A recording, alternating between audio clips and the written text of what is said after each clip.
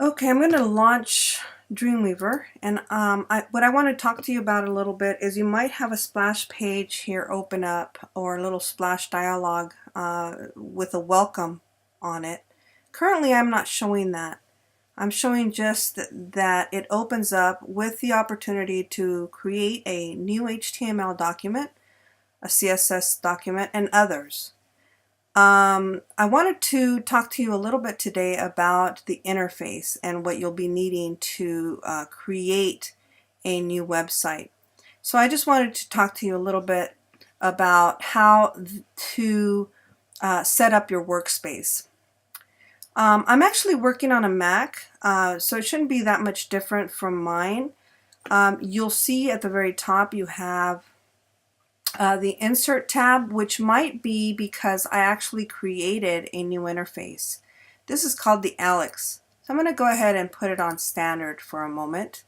And this is more closely related to what you're going to see on your side of the actual interface when you first launch it.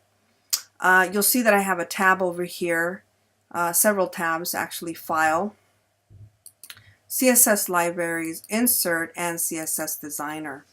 So first, what we want to do is definitely start up with what we're going to be using or utilizing the most. And for me, I like to set this up. I'm going to go ahead and click on HTML document, although I'm not going to be putting anything in there right now. You'll notice that I have just the code. And this might look familiar from your first assignment, HTML basics. Over at the very top, you see that I have code view right now, which is wonderful. With Dreamweaver, you have the opportunity to use split, which will give us a WYSIWYG, or what you see is what you get over here, to design your website.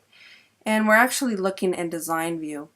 If you click on the down arrow right beside design, you'll see that there's a live view as well.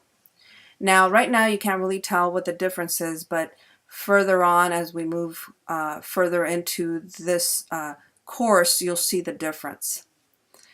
So I wanted to bring this up because this will allow me to set up my interface in the way that I want it to be a workspace for me.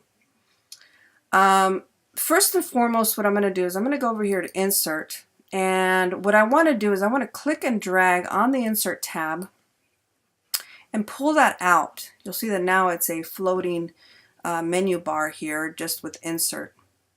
And what I'm going to do is I'm going to set that up at the very top here.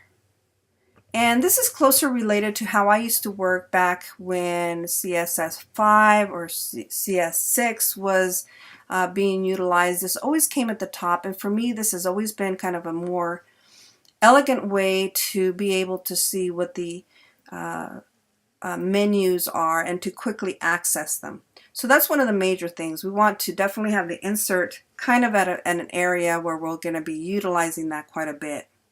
Another thing is what you want to do is go up to Window, and you want to go to Properties. Now, Properties is a very important tab to have open at all times.